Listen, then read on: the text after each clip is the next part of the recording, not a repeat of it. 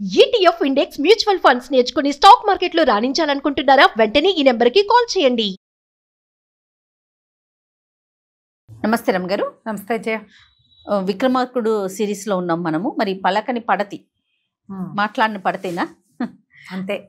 ఆమె దగ్గరికి వెళ్ళాడు, ఆవిడ కూర్చోబెట్టారు. తర్వాత ఏం జరిగింది? ఆవిడ మాట్లాడిందా లేదా? సింహాసన ద్వాత్రింశికలో ఉన్నాం. అవునండి. ఈ మాట్లాడకుండా ఉండే రాకుమార్తెని ఒకవైపును, విక్రమార్కుడిని ఓవైపు కూర్చోబెట్టి మధ్యలో ఒక తెరగట్టారు. తెరగడితే ఈయనేమన్నాడు విక్రమార్కుడు, ఇంత దూరం వచ్చి ఇంత ప్రయాసపడి ఇన్ని ప్రయత్నాలు చేస్తే తెల్లవార్లు నిన్ను చూడ్డానికేనా తెరగుడ్డా నేను ఇక్కడ కూర్చున్నాను? పోనీ రాజకుమార్తె ఎలాగో మాట్లాడదు, నువ్వైనా నాతో మాట్లాడవా? నువ్వైనా నాతో కబుర్లు చెప్పాలి కదా, తెల్లవారాలుగా. తెల్లవార్లు ఈ మంచం మీద ఆమె ఇటు కూర్చోవాలి, నేను ఇటు కూర్చోవాలి అని బేతాళుడిని ఇట్లా అన్నాడు. అనగానే బేతాళుడు పోయి తెరగుడ్డని పట్టుకున్నాడు. మొదట్లాగానే మొదటి కథలో కూడా ఇలాగే కదా. అవును. ఈ తెరగుడ్డని ఇచ్చేయంగానే ఈ రాజకుమార్తె తెరతో మాట్లాడతాడు అనుకుంటోంది. నన్ను మాట్లాడించడానికి తెరతో మాట్లాడుతున్నాడు, తెర ప్రాణం లేనిది, అదేం మాట్లాడుతుందంటే తెర టకటక అటు ఇటు కదిలి ఏమన్నది, ఓ మహాన్ బావా, నేనేం చేస్తాను చెప్పు. తొలుత నేను ఈ తెరగుడ్డని గాను, నేను ఒక పత్తి విత్తనాన్ని. ఓహో. విత్తనంగా ఉండి ఎక్కడో పాతపడ్డా, ఎక్కడో మొక్కయ్యాక పుష్పించాను, ఫలించాను.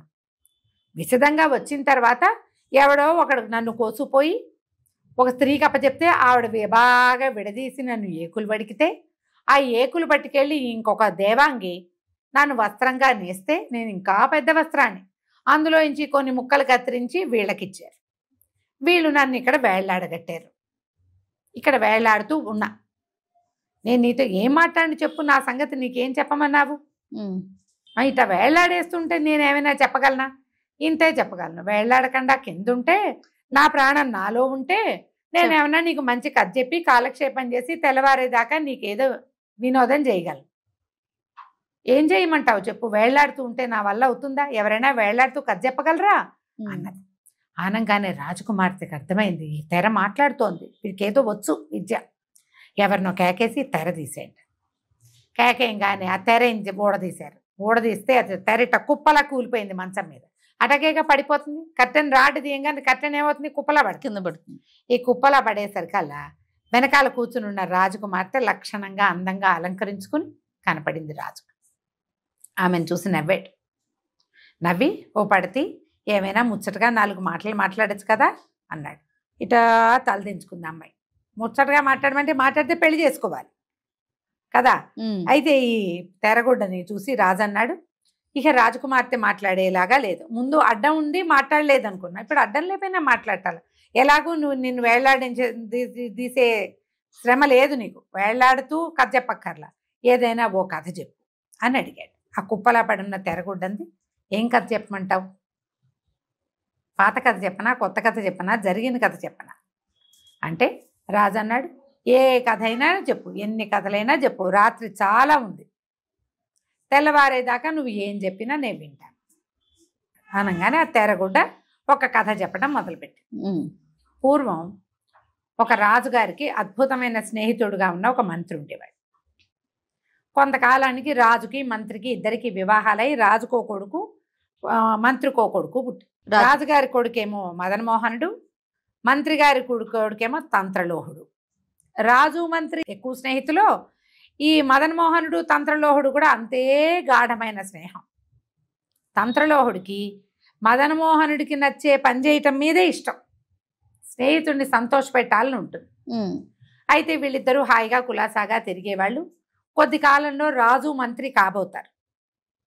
అయితే ఏమైంది, వీళ్ళు కొంత దేశాటన చేసొద్దామని బయలుదేరి వెళ్ళి ఒకానొక అడవికి సమీపంలో ఉన్న ఒక గ్రామం మొదట్లో ఉన్నటువంటి ఒక దేవాలయానికి వెళ్ళారు. అయితే దేవాలయానికి వెళ్ళినప్పుడు ఏమైంది, లోపలికి వెళ్ళే సమయానికి మదన్మోహన్ చాలా అలసటగా ఉంది, నేను కొంచెం విశ్రాంతి తీసుకుంటా, ఈ లోపల నువ్వు వెళ్ళిరా అంటే తంత్రలోహుడు దేవాలయంలోకి వెళ్ళాడు.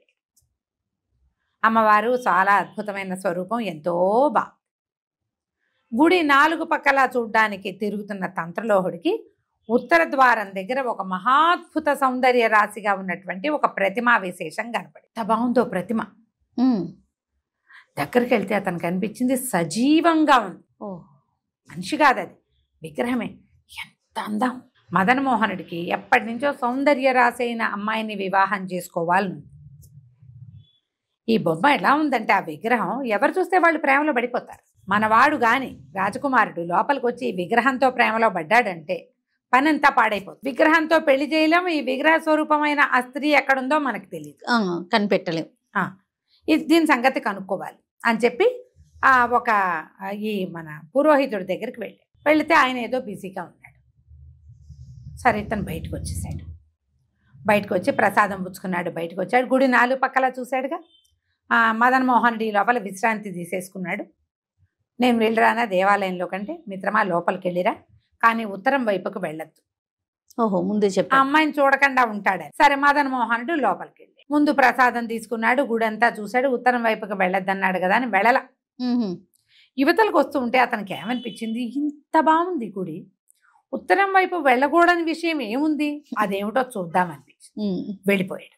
వెళ్ళి చూస్తే ఏముంది, పరమాద్భుతంగా తనంత ఎత్తు ఉన్నటువంటి సౌందర్య అంటే ఇప్పుడు మామూలుగా విగ్రహాలు కాదు, ఇది సజీవ శిల్పంలా ఉన్న ఆ పరమాద్భుత సౌందర్య రాశిని చూస్తూ ఇక అక్కడే నుంచున్నాడు. ఎప్పటికీ రాలా, బయటికి రాలా. ఇది తంత్రలోహుడు బయట కూర్చున్నాడుగా. కూర్చున్నవాడు ఏమిటి ఎప్పటికీ రాడు రాకుమారుడు అని చూసి చూసి చూసి చూసి ఈయన కానీ ఆ విగ్రహం చూశాడేమోనన్న అనుమానంతో లోపలికి వెళ్ళాడు. వెళ్తే ఏముంది, ఈ రాజకుమారుడు మదన్మోహనుడు ఆ విగ్రహం ఎదురుగుండా కూర్చుని అట్లే చూస్తున్నాడు ఆమెకి. అబ్బా చూసేసావా అనుకున్నాడు ఈయన. ఫ్రెండ్ ఏమిటి రాకుమారా వెళ్దామా అన్నాడు. నాకు రాబుద్ధి పుట్టట్లేదు తంత్రలో వచ్చిన లోహ, ఎందుకంటే ఇక చూడు ఈ అమ్మాయి ఎంత బాగుందో, ఈమె కావాలి నాకు అన్నాడు. అనేసరికి బయటికి చేయబుచ్చి పుచ్చుకుని తీసుకొచ్చాడు. కానీ బయటకు వచ్చిన ఆయన అట్లా కళ్ళు ఎక్కడో పెట్టి చూస్తున్నాడు. అమ్మాయి మీదే ఉంది. వ్యామోహంలో పడిపోయాడు. ఏం చెయ్యాలి, ఇతను ఇంటికి తీసుకెళ్తే మాత్రం ఏముంది, మనసంతా ఇక్కడే ఉంది. అసలు ఈ విగ్రహం ఎవరిదో కనుక్కుందామని ఈ మదన్మోహనుడిని ఓ సత్రంలో కూర్చోబెట్టి ఈ తంత్రలోహుడు ఆ దేవాలయంలో ఉన్న అర్చక స్వామి దగ్గరికి వెళ్ళాడు. వెళ్ళి, అయ్యా ఈ దేవాలయంలో ఉత్తరపు దిక్కులో ఒక స్త్రీ ప్రతిమ ఉంది, ఆ ప్రతిమ ఎవరు చెక్కారు? మామూలుగా ఒక ప్రతిమలు చెక్కుతారంటే ముందు ఒక మోడల్ని పెట్టుకుంటారు. ఆమెనే అట్లా సహజమైన స్వరూపంలో కనిపిస్తోంది కాబట్టి మోడల్ని కనుక్కుంటే మనకు తెలిసిపోతుంది కదా అనుకున్నాడు.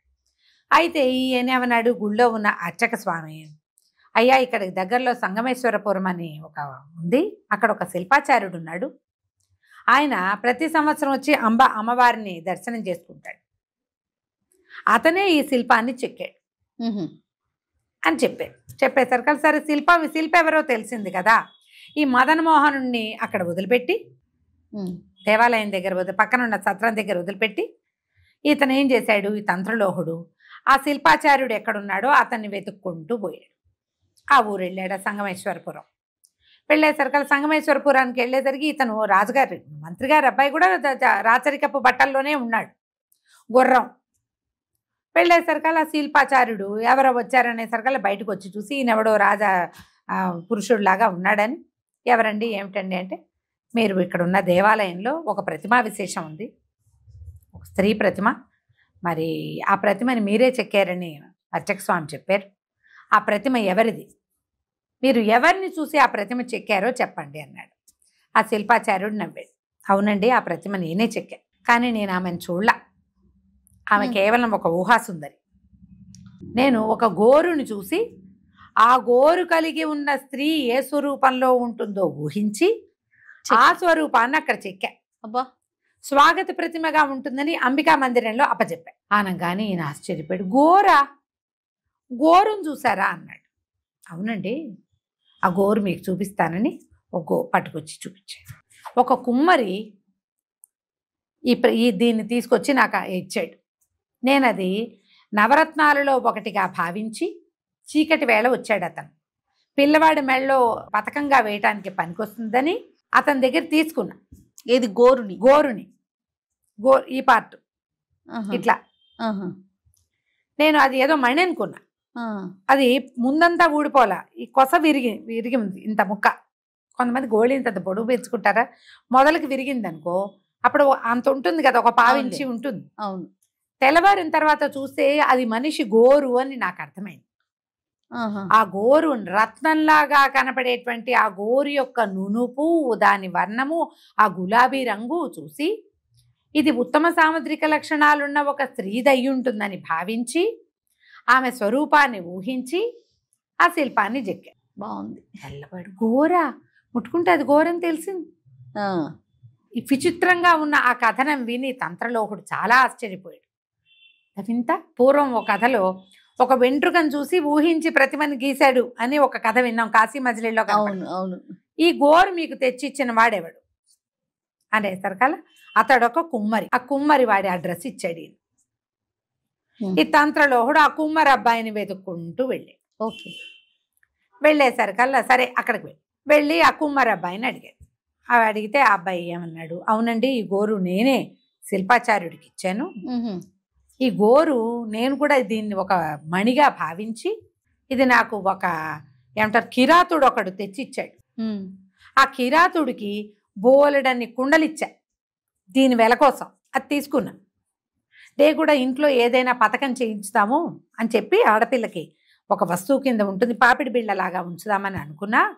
తీరా చూస్తే తెల్లవారిన తర్వాత తెలిసింది ఇది రాయి కాదు గోరని. నేను కూడా తీసుకెళ్ళి శిల్పాచార్యుడికి అంటగట్టాను. ముందు వాడు నాకు ఇచ్చాడు కిరాతుడు. ఇప్పుడు ఈ కిరాతుడు ఎవరు? సరే ఈ కిరాతుడిది అడ్రస్ పట్టుకున్నాడు. ఆ కిరాతుడి దగ్గరికి వెళ్ళాడు. వెళ్ళేసరికల్లా కిరాతుడిని అడిగాడు, నువ్వు ఒక గోటిని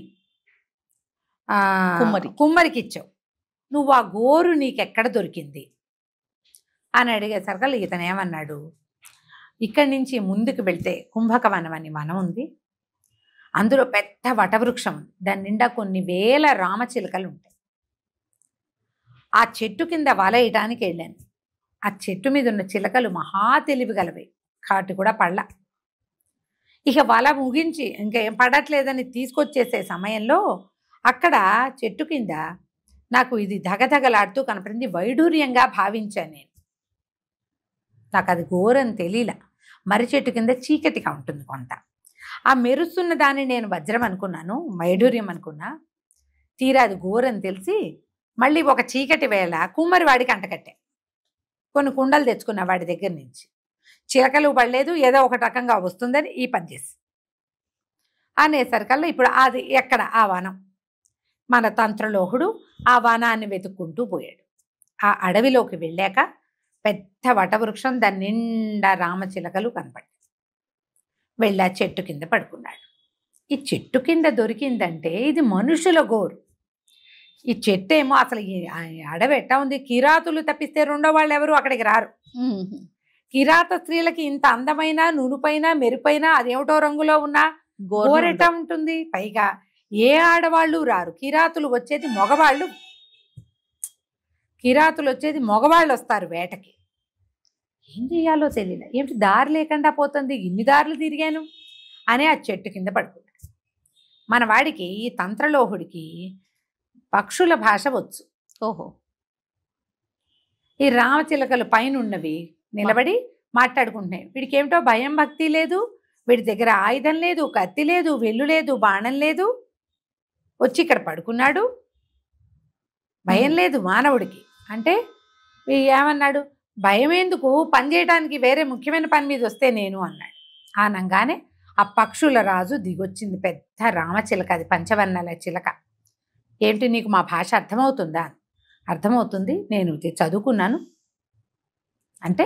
అప్పుడు ఆ పక్షిరాజు అడిగింది, ఏం పని మీద వచ్చావు అంటే, నేను నా స్నేహితుడు దేవాలయానికి వెళ్ళాము, అక్కడ ఒక ప్రతిమ ఉంది, ఆ ప్రతిమని ఎవరు చేశారు అంటే శిల్పాచార్యుడు చేశాడు. ఆయన ఒక గోరును చూశాడు, ఆ శిల్పాచార్యుడికి ఆ గోరేమో కుమ్మరివాడిచ్చాడు, కుమ్మరివాడికేమో కిరాతుడిచ్చాడు, కిరాతుడికేమో ఈ చెట్టు కింద దొరికింది, ఇదిగో ఆ గోరు అని చూపించాడు. ఈ గోరు ఎవరిదో తెలుసుకోవడానికి నేను వచ్చాను అనగానే వెంటనే ఈ పక్షి, ఈ రాజపక్షి ఉంది కదా రామచిలక పంచవన్నెలది, అందరినీ పిలిచింది. ఎవరైనా ఈ గోరు గురించి చెప్పగలరా అంటే అప్పుడు ఒక పక్షి ఒక రామచిలక వచ్చి చెప్పింది. చెప్పకేం ప్రభు, అది నేనే కదా తెచ్చాను. మేము సప్త సముద్రాలు దాటి గుప్త ద్వీపాలు దాటాక ఉన్నటువంటి వనంలోంచి బోలెడని పళ్ళు తీసుకొచ్చాం. మీకు గుర్తులేదు?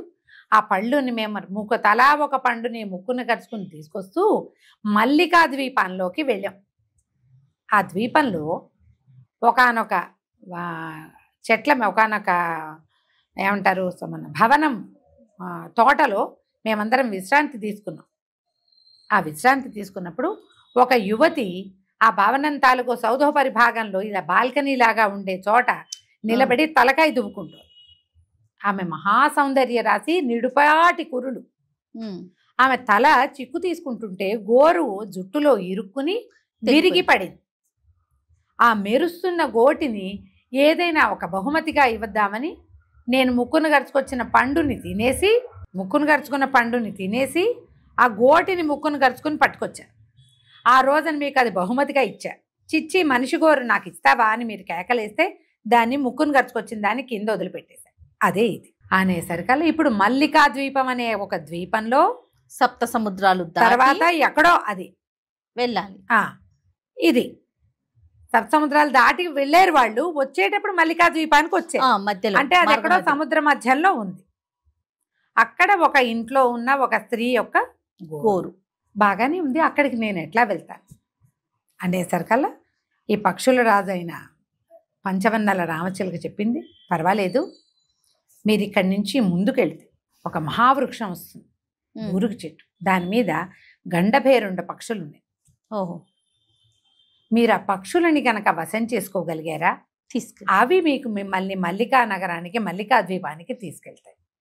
అంటే తంత్రలోహుడు అక్కడి నుంచి నడుచుకుంటూ వచ్చి ఓహో నడిచి నడిచి నడిచి మా రామచిలకలు ఇచ్చిన కొన్ని పళ్ళని తిని అదే ఆహారంగా వెళ్ళి ఆ వనానికి చేరాడు. ఆ ఇంకో వనానికి చేరాడు. అక్కడున్న ఆ బూరుగు చెట్టుని చూశాడు. చెట్టు మీద ముందు కనపడుతున్నాయి పక్షులు. ఇతను కింద ఉండగానే పక్షులు రెండు ఎగిరిపోయినాయి. పెద్ద గూడు ఉంది. ఆ పక్షి పిల్లలేవో రెండు కనపడుతున్నాయి. కింద నుంచి చూస్తే ఏదో కనిపిస్తుంది కానీ ఇతను ఇంకా చేయలేదు. అక్కడ నిలబడి ఉన్నాడు. ఏం చేశాడు ఇతను? ఎలా ఆ మల్లికా ద్వీపానికి వెళ్ళాడు? ఈ గండభేరుండ పక్షులతోటి ఇతనికి స్నేహం కుదిరిందా లేదా? మనం వచ్చే భాగంలో తెలుసుకుందాం. తప్పకుండా. నమస్తే. నమస్తే.